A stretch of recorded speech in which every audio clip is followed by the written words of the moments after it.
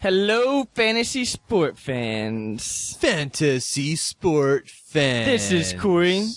I've got our lovely host. Wait, what? Wait. Lovely host. Don't ever say that to me again. Come on, man. I thought we were friends. Am I not allowed to say? That's the key word, friends. Huh? No, friends. All right, I've got my disgusting-looking. Thank you. Crap, thank you, buddy, right here next. Now to that's me. a friend talking right there, man. What are we gonna cover? We're gonna cover America's team today. Are they America's team? That's what they say. That's what they call them. Yeah. So here we are, in the Texas. Dallas Cowboys. Have you ever been to one of their games? I have been with you, actually, and Richard. Yeah, I do remember that game. You were a little buzzed there. No, not me. Not at all. I think that woman kind of creeped you out in front of you. I don't like that woman, man. If she's listening, you know who you are. Would you quit being so loud? Yeah, what? Good Lord, you're at a football game. Come on, lady. On. So, check this out. Dallas Cowboys fans, you definitely have something to be excited about, for sure. Your returning quarterback, hopefully he stays healthy and he can return, Tony Romo. Multi-millions and millions and millions of dollars that he just signed. Yeah, he definitely did that. And you know what? He just banked for sure. People, I can't deal with this. People and always... he's got a hot wife now. Have you seen her? Check this out. People always throw Tony Romo under the bus. They're always like, this guy is not a good quarterback. He just can't, he just sucks, blah, blah, blah. You know what? I'm going to throw something at you. None of our fans care about that, though. We want to know if he's a good fantasy quarterback. Well, this is where I'm putting everything at. This is where I'm leading to. Because in fantasy, what are we always rolling off of? Stats, right? Right. He's a big stat guy. Okay. So he played in all 16 games. He started all 16. 648 attempts. Had a 65.6% completion percentage. 65's pretty good. Not bad. Can we say 4,903 yards? Almost 5,000. Almost 5K, man. Yeah, and you can get Tony Romo late. Or you could last year anyway. 28 touchdowns, 19 interceptions. Yeah, 19 interceptions. That's terrible. I will say he was sacked for 36 times, but fantasy fans, remember, he did not have an offensive line blocking for him. And he really doesn't still, though. And that's the thing. You know what? They've gotten better. They got a good center, and a lot of their offensive line was hurt last year. And some of them are coming back, But it's still, I'm still you know what? Every offensive line, most of the time, has some kind of weak spot. Dallas is still going to have a weak spot, but I think they're plugging up where the most damage was coming through. Yeah, it won't middle. Yeah, and I think this is where things are going to get better for Tony Romo. I think this year that 36 sacks is not 36 anymore. It's definitely going to be less. 28 touchdowns, I think that's going to be more. I think he's going to throw more than 30 touchdowns this year. But that's just me. That's what I believe. Yeah, and everybody was giving the Cowboys crap because they drafted a center in the second round, or in the first round, actually, end of the first round. And it's like, are you kidding me right now? Cowboy fans, you should be stoked that you're getting a huge guy, and he can be, look at our center, look at the center from last year. Terrible. We were playing with the third string center at that. And didn't the third string even get hurt at one point, too? And you're running with, I mean, guys, ridiculous. You know what? This was the number one rated center in the draft. He can be a center for the next 8 to 10 years. Be happy. Right? Exactly. And Jerry Jones is only going to build off of this. He's going to get better people on that line as the years go by. But you know what? You got a solid center. You had more help come through on the O-line. You got people coming back.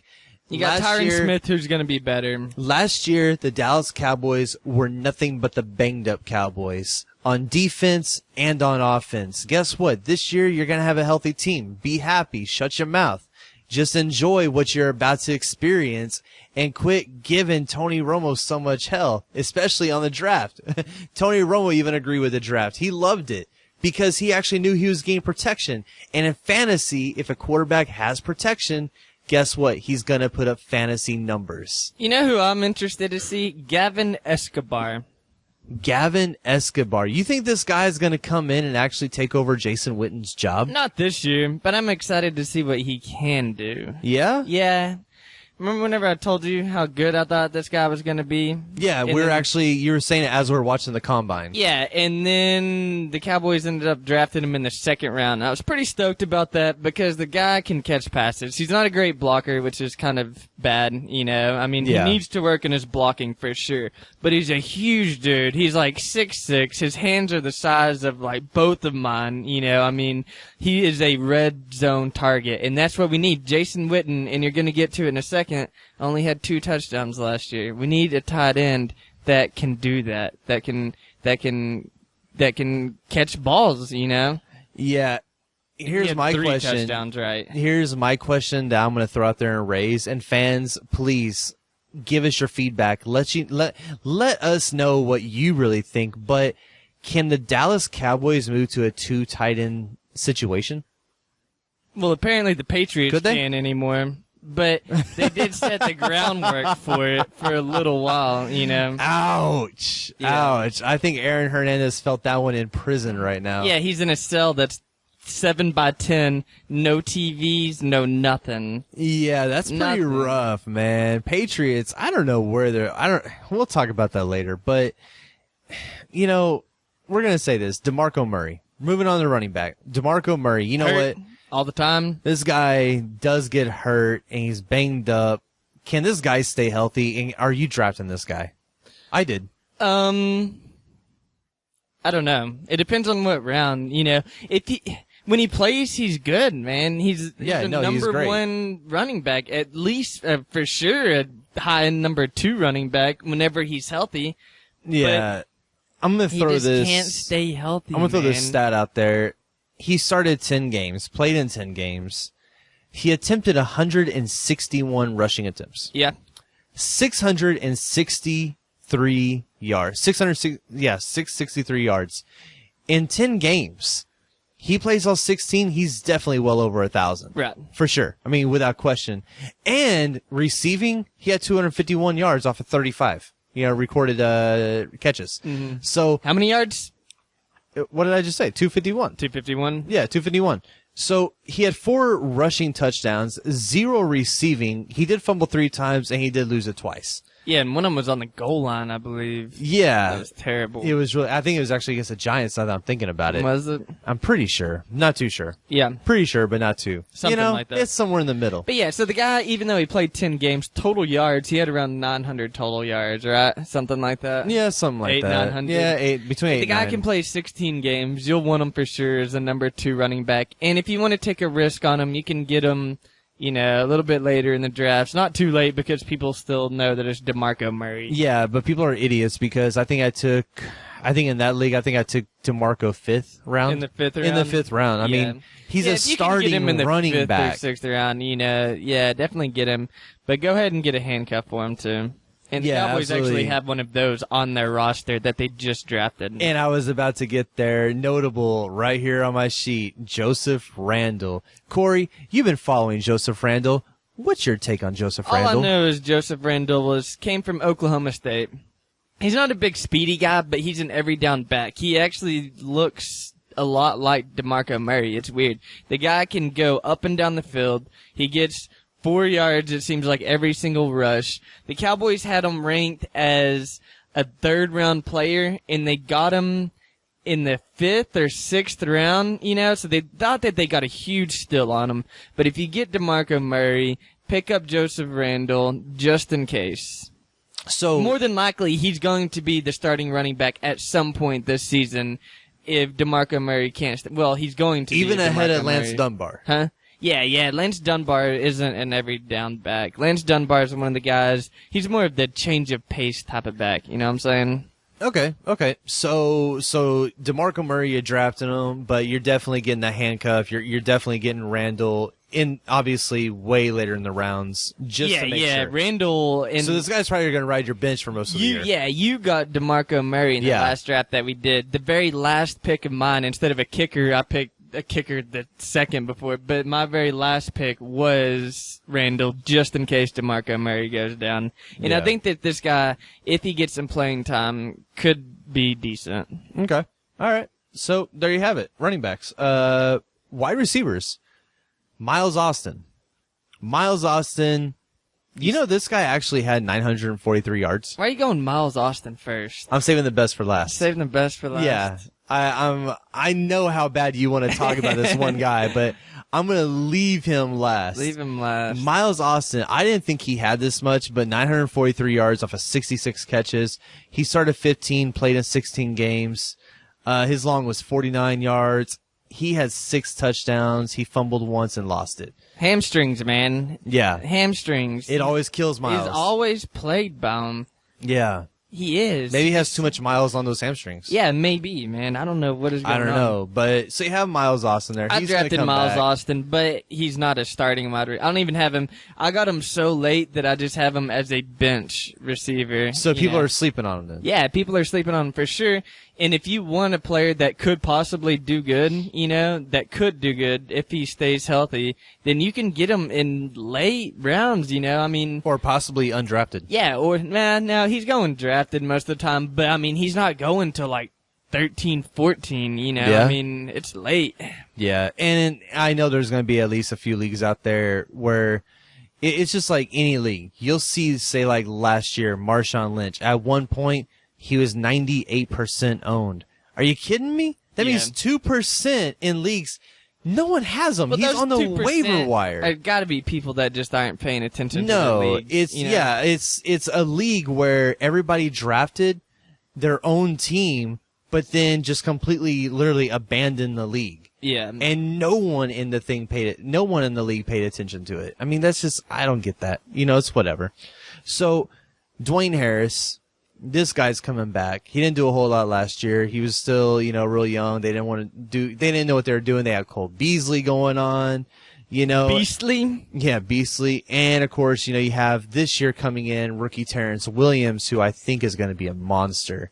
He led eventually. He led all of college football in receiving yards last year. Yeah, so moving on to... And he was RG3's wide receiver the year before last at Baylor. Yeah, so he's actually going to have some pretty good take. Yeah, he put up like 1,800 yards last year in college football, and he's going to possibly be your number 3 receiver that you got in whatever round. It was either 3rd, 4th, or 5th. I don't remember which one it is. But their star wide receiver, number 1... Dez Bryant. Good God. This guy is already saying that he wouldn't put it past himself to say 2,000 yards. Yeah, I wouldn't put it past him either. The guy was averaging 2 touchdowns a game at the end of last season. Is he a number 1 wide receiver? Oh, for sure. For sure? Yeah, you have to get the guy in the 2nd round. That's where he's going in every single draft. He's going middle 2nd round. Yeah. If you're the number 1 draft pick, the number 2 draft pick, the number 3 draft pick, and the number 4 draft pick, you're not getting Dez Bryant. He will be gone before he gets back to you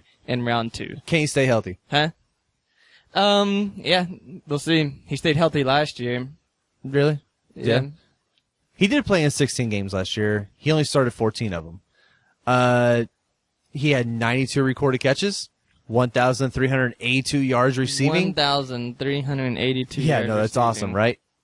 His long was 85 yards. He had 12 touchdowns. 12 touchdowns. Yeah. And I had this guy on my fantasy team last year. I got him in the 5th, 6th round. Yeah, I think it was 5th. Check this one.